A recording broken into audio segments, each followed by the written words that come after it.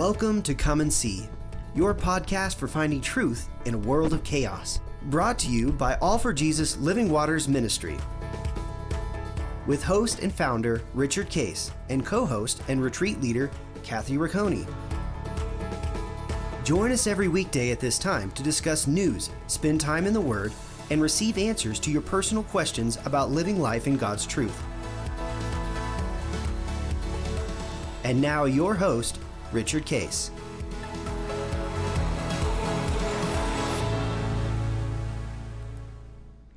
Well, good morning, Kathy. Here we are in June, Tuesday the 7th. This will be broadcasting. Good morning.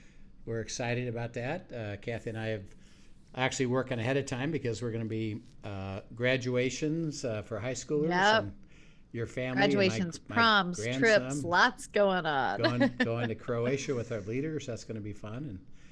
And, you shared, I think, yesterday a little bit about your Turks and Caicos experience, how beautiful that was, and what a privilege it was, and covenant life it was. And I just got back, Linda and I got back from Florida, Miami.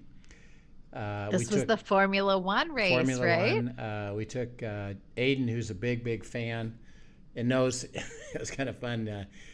He knows all the drivers. He knows about everything, how they, where they came from, what they were. I bet he was in heaven. Yeah, and so he got to explain all that. We were there with Dave Dunkel's family, Melissa and his son Dave and his wife and two little kids, and the grandkids came. Grandkids came. They excellent. They were fun to see, and it was a lot of cool supernatural stuff, really, and favor. First of all, just going to the race. Yeah, we got to go 3 days, so it's 2 days of practice, and then they qualify, which is a big deal. And it qualifies what rank they get when they start the race. Okay. So if you start at the front, you're likely to finish at the front because it's not easy to pass these cars. And interesting enough, the first four that qualified on Saturday were the first four finishers of the race. So it was really fun. But how fun! A couple things is that in Florida, particularly in May, in Miami, it's going to have afternoon thunderstorms. Oh yeah. So we have our weather forecast, and it shows every day thunderstorms right around the time they're going to be on the track. And so we got together and we said, well, wait a minute, we got to pray that this goes away, and that we just ask for dry weather. Father, could you please, move this? What do you got to say about that? And he said, I'll do it. And so we received it. We believed it. It didn't rain any day.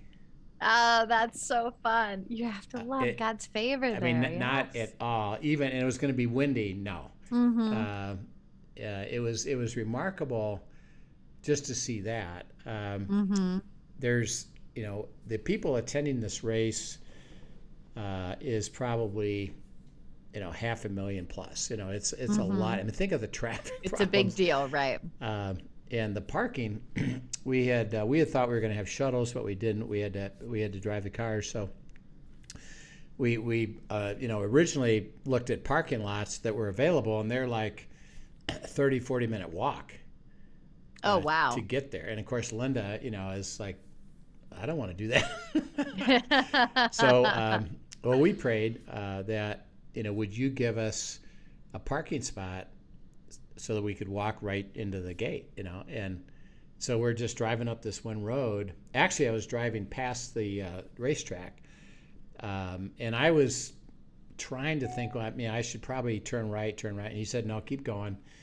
And we went, and we find this guy on the side of the street with a sign, parking.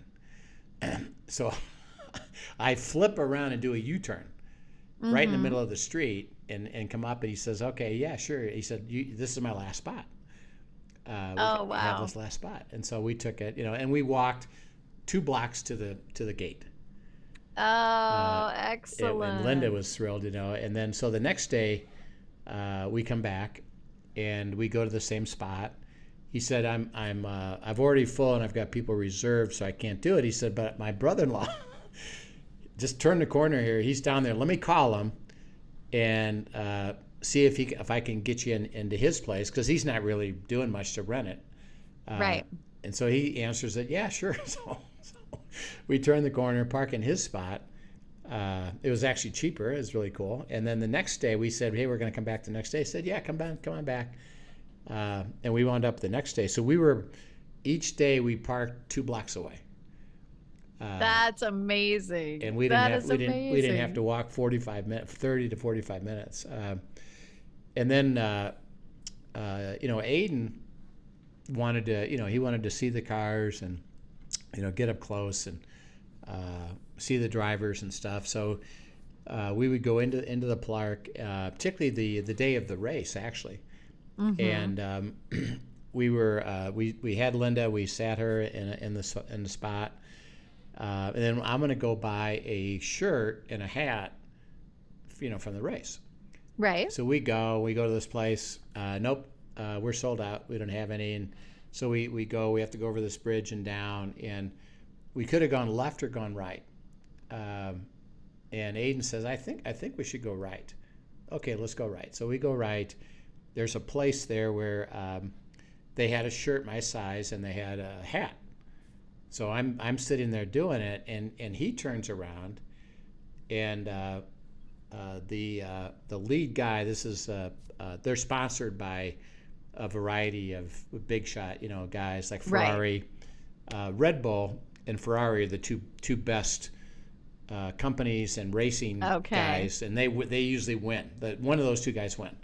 They've got some deep pockets. He turns around, and there's a Red Bull kind of a kiosk and a platform, and he notices a lot of people around it. So he walks over and says, "What's going on?" And they said, "Oh, Max Schumacher, who's the no, that's Mick Schumacher, but Max Verstappen is the lead driver of Red Bull, and he's already won 3 races this year." Wow. And he said, "Oh, he's up there." And Aiden probably recognized that name right away. Yeah. Oh, too. Yeah. Doing an interview, and so and they said, "Is he going to come back down here?" He said, "Yeah, he's coming back down." So Aiden, hey, come on over, and so we get a video of him and Max Verstappen, and they get it, they just there, and so he got to meet him. That's great. And he got autographs, and the whole thing was spectacular, just because we turned right instead of left, and God gave great favor to Aiden, and so now he's got some cool stuff. And then we went to a event called Haas Experience, and they interviewed the drivers, and Aiden got pictures with them, and then the lead guy there, Schumacher, he's Mick Schumacher. He signed Aiden's cards. So we're walking out, and as a gift to everybody, they gave a hat and a photograph. Mm-hmm. And they had said some of the photographs are autographed, but you're just gonna have to take what you get. Some will, some won't. So we're walking there, and we're getting past where they're handing out the pictures. And this one lady says to Shara, who's Aiden's mom, she says, "Here, come here. Yeah, you don't want to keep walking. You want to stay right here. Why? Because you're not going to want to miss what I'm going to give you."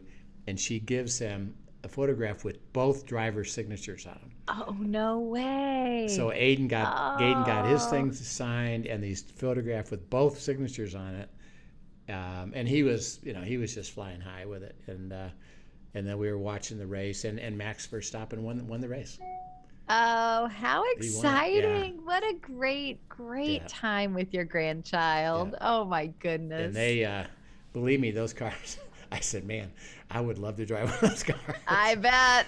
They were going as high as 250 miles an hour. Now, do you wear headphones or something when you're there? Is it that loud, or do you not have Interesting to do that? Enough, we were prepared for that. I remember I told you at NASCAR, yeah, we had to wear headphones, absolutely, right. 100%, because it would have. But these motors are so fine tuned, mm-hmm. and we're sitting the third row right on the track, right.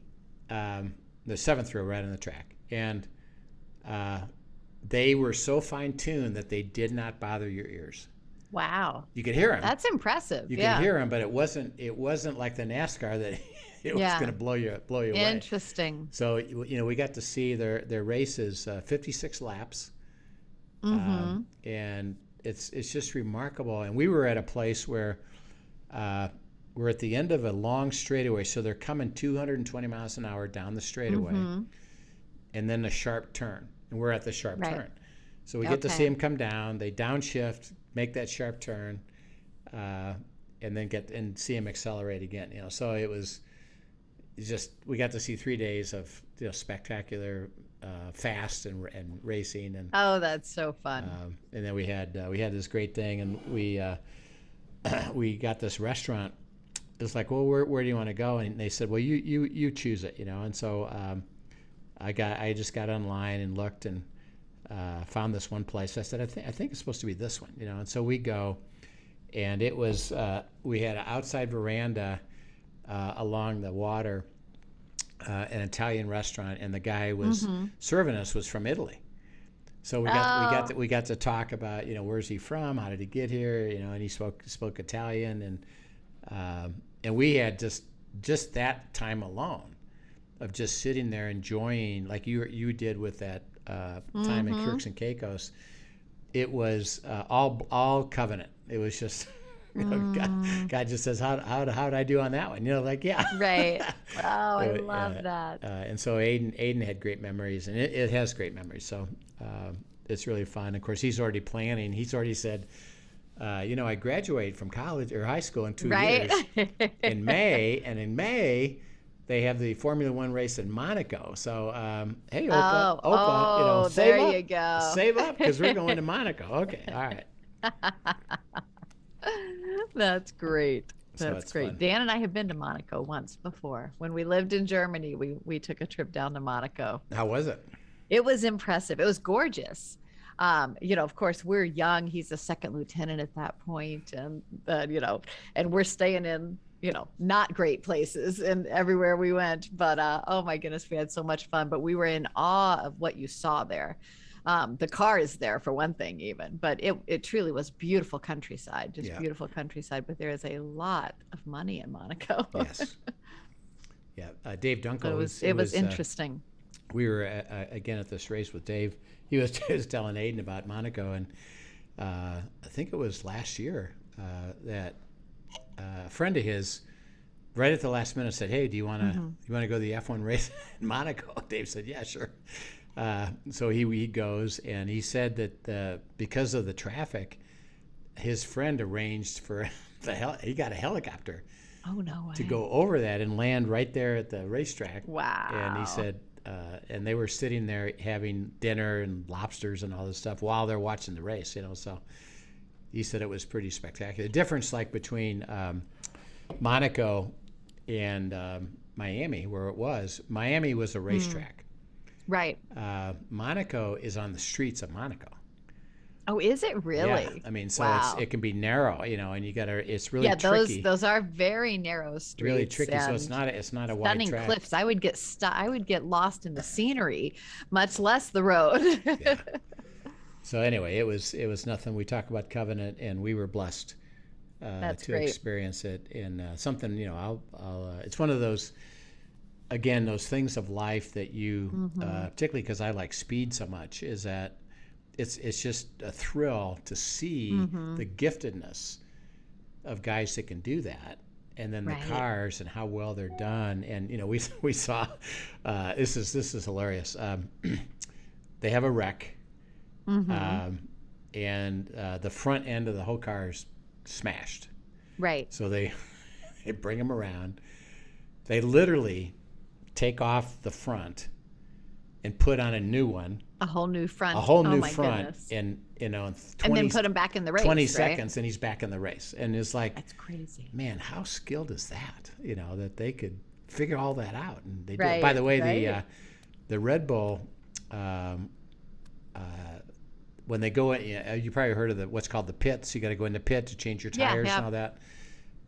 Red Bull, and they announced the times, but Red Bull changed 4 tires in 2.5 seconds. Wow. Now think about that. Wow. That's crazy. Did they even go to the pit? They're in and out. Wow. 2.5 seconds. And they've got how do you do that? They got the technology down, and the team down, the practice of it, and I just appreciate excellence, and giftedness. So it was really fun. Well, we've been talking about covenant, and last time we talked about our role is to get wisdom. Mm-hmm. We talked Psalm 34 of basically say I don't need to put up with that, and I think in our sequence of things, I think Teresa, let me see if I have that information here. Teresa will not have aired yet. No. She will not have aired, right? She'll be airing for the first time this coming Thursday, so day after tomorrow. Okay. She will be on June 9th. Well, she, as you take what we said about you don't accept mediocrity, and you say, wait a minute, there's more to this, and she you got to listen to her stories, because she's the par excellence. Amazing. Wait a minute, we don't need to. Wait a minute, and this is about Lydia's House of Hope, and God gives her some holy discontent for serving sure, the unprivileged, and she noticed that these people are getting food, but they're going back to their squalor. She says, wait a minute, that's not right. We gotta think about this, and God delivers. And that's I think that's how He wants us to live the beautiful, exceptional life that's unique to us. Is don't accept mediocrity. Wait a second, let's pursue peace. Okay, well, let's keep going here with this aspect of receiving wisdom and listening. Go to Psalm 85:7. Says, show us your mercy, Lord, and grant us your salvation. Interesting enough, these are two, you'd read these words in the English, and it's like, oh, that's nice. Well, they're two very, very powerful words. It's show us your mercy. The word there is covenant loyalty. Show me, and I'll be a receiver of your loyalty to the covenant, and may I experience that and show that, and give me salvation. And the word salvation in Scripture is interpreted usually by evangelicals as a transaction. You're saved, and you don't go to hell, you're going to go to heaven, and you go in a transaction because you know where you're going to go. But the word salvation, the root word is really healing and deliverance and fullness. Oh, that's good. And so show me your covenant and deliver me as I seek what it is that you have to speak to me. And if He's showing it to you, by definition, where are you at? If He's showing it to you, where are you at? You're with Him. Well, you've got to be with Him. You've got to be with Him. He's not talking about it. He's not preaching about it. He's literally showing it to me. you. How about this? Yeah. Like He's done, like He just did for you and I. Okay, go to Proverbs 24:14. Proverbs 24:14 says, so shall the knowledge of wisdom be to your soul. If you have found it, there is a prospect, and your hope will not be cut off. Okay. So wisdom, if you find it, he said it's going to be beneficial. And the word there for your soul is that it's in the very essence of who you are. It's going to stimulate the excitement of life, the joy of life, the fun of life, the things that thrill you. I'm going to touch your soul, kind of like I got to experience with Aiden, is the excitement level. God touched his soul. He said, here, let me give you my wisdom and touch your soul. And he says, it's going to be life to you, and you're going to receive it in a big, big way. So what a privilege that is for us to pursue wisdom and be a recipient of that, only because we have a heart to. And he says, receive it and live it out, because our role is to have demonstrated wisdom and understanding. Okay, let's go. There's some cool verses here in Psalm 119. which happens to be one of the longest psalms. It is the longest psalm in the scriptures, Psalm 119, verses 26 to 30. All right. 26 to 30 says, I have declared my ways and you answered me. Teach me your statutes. Make me understand the way of your precepts, so I shall meditate on your wonderful works. My soul melts from heaviness. Strengthen me according to your word. Remove from me the way of lying and grant me your law graciously. Yep. For I have chosen the way of truth. Your judgments I have laid before me. Yep. So it's, I asked, you answered. You're teaching me so that I can understand, your way into the covenant. I am strengthened according to your word. I'm choosing the way of truth. And he says, so as you have a heart to receive and listen and pursue, is that the covenant is delivered by me walking with him. And he says, may I be taught that way. May I learn that way. It's not complicated. It's just a way of practicing of it. Okay, jump up to 33 to 35. Teach me, O Lord, the way of your statutes, and I shall keep it to the end. Give me understanding, and I shall keep your law. Indeed, I shall observe it with my whole heart. Make me walk in the path of your commandments, for I delight in it. Yeah. So he says, teach me, give me understanding. Understanding is context. Here's what I'm up to. It's not just blind, do this.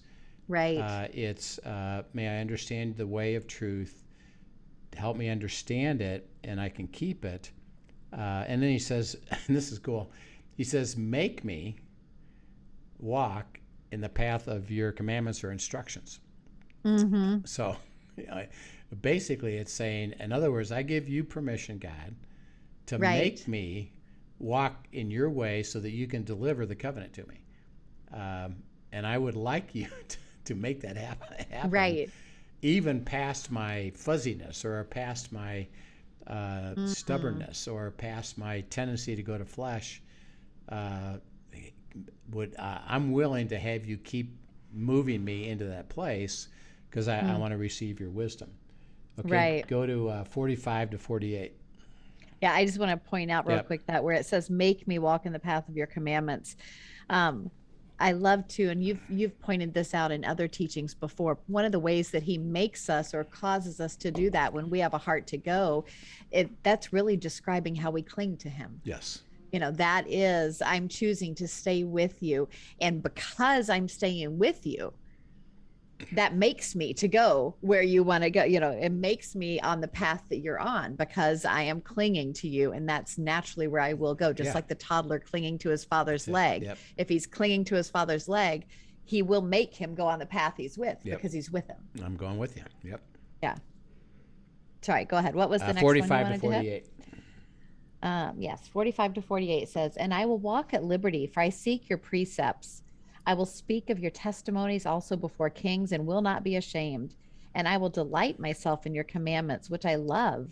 My hands also I will lift up to your commandments, which I love, and I will meditate on your statutes. Okay, so he says that I'm going to be in freedom. Get to be in freedom with you. So see, following his instruction isn't oppressive. It's releasing you into the joy and freedom of life. And he says, I'm going to delight myself in your instruction. I'm going to lift up my hands to your instructions. He said, which I do what? I love them. I love. Okay, now think about that. Why would you love anything? What does that mean if you love something? Because truly you find it valuable and absolutely amazing to yourself, Yeah, it's that when you hear the word, I love that. Like I got to go to that race. Hey, I love that. Well, why? Because it stimulated me to the essence of my soul. And he says, God, I delight and I love your instruction. I love your instruction. Okay, now, if you love his instruction, why would you love his instruction? Because it's beneficial. It takes you where? Where does it take you? Right to him and into his best. And into the covenant. Is that, well, I love doing that. Now, see, a lot of people, when I talk about obedience and following, it's like, well, yeah, but I think God's going to make me do stuff I don't like to do, or he's going to oppress it. He's going to be oppressive, or he's going to send me to a place I don't want to be, or I don't want to be part of it. It's going to be something that's not enjoyable to me. Well, then, see, David could never have written, well, I love it. Right. He would say, I put up with it. So I don't want to give away too much before they hear Teresa talk, but I don't remember if it's the one that she's on for June 9th or June 16th. I think it is the 9th, when she talks about how she actually would see homeless and not see them. Right. And didn't want a homeless lady to sit next to her on a train. Right. And so you think about this, though, what she describes going on, what God did, he took her heart and he changed her heart and made her love what he loved. And that was a prayer she had been praying. And so, whereas, I think about somebody, saying, oh, what if God sends me to do such and such? He's not going to send you to do that unless he also takes your heart to be fully in line with what that is, in which case at that point you will love it. Yep. Because he will have worked your heart into this passionate place for what it is that he has. That's it. So I think that's kind of fun, because we see when she shares her story, we get to hear the transformation of her heart. Yep. Jump up to 105 to 109. This is a song, by the way, by Amy Grant. All right. Oh, I remember this song. Your word is a lamp to my feet and a light to my path. I have sworn and confirmed that I will keep your righteous judgments.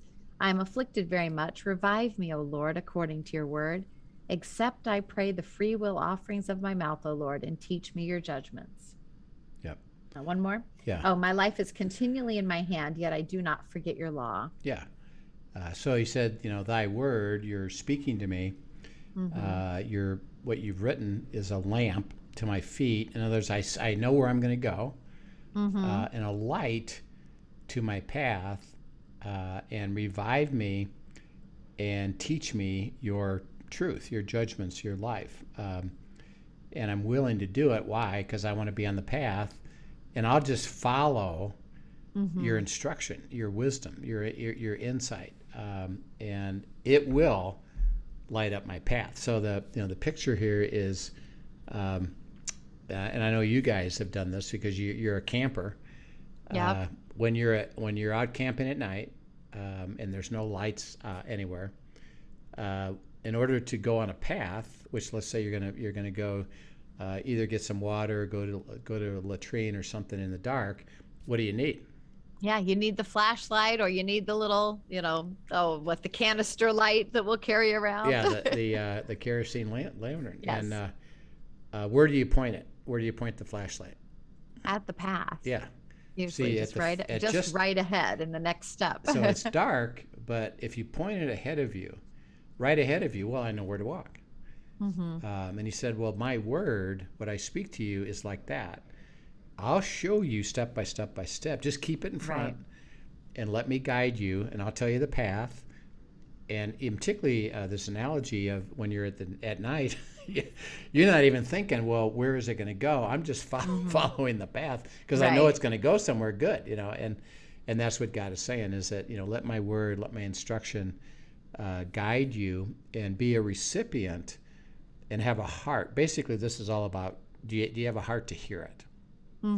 Are you willing to let me show you? Are you willing to let me guide you? Are you actually, would you pray? And this God's saying to us, why don't you pray, make me follow you? Right. I'll do everything I can, God, to have you, God says, to get you to follow me. And really, in a way, you got to work hard not to. And by not to, it's like, well, I don't care, and I'm going my own way, and I've got my own path, and that's what I'm going to do. And so, as we keep looking at this, we're going to look at more of this, of the prayer, and then the aspect of margin as we get this wisdom. He says, get wisdom, get wisdom, get wisdom. Our role is basically, I'm going to give it to you, and if God's going to give it to you, what's your role going to be? To receive it. Receive it. Yeah. All you got to do is be a receiver. Don't figure it out. Be a receiver and walk according to his instruction. And by the way, and this is the question to all of us is, are you in love with that? Is it that's arduous? Or is it arduous? Is it difficult? Or wait a minute. And if you're not in love with it, then God says, well, you're not walking with me. Because if you are, you're going to get in love with it. Why? Because it's going to be really beneficial. Right. And he would align our heart with it. Yeah. Yeah. I love that. Yeah. All right. Well, we'll see you tomorrow, and we'll be excited to catch up some more. And we hope everybody has a good day and comes back and listens to more of the covenant and wisdom and how it works. So we're really excited about that. Thanks for joining us, everyone. And as always, if you have questions that this is bringing up, absolutely shoot them in to us. Questions at afjministry.com, and send them in and let's get them on the air and start talking about them. Amen. So, yep. Have a great day. Thanks for joining us, Okay. everyone. All right. See you soon. Thank you for joining us for today's episode of Come and See, your podcast for truth in a world of chaos. Brought to you by All for Jesus Living Waters Ministry. Send us your questions and comments, and tune in tomorrow for more answers to your personal questions about living life in God's truth. Remember, God's will is best and none better. His truth brings peace in this world of chaos.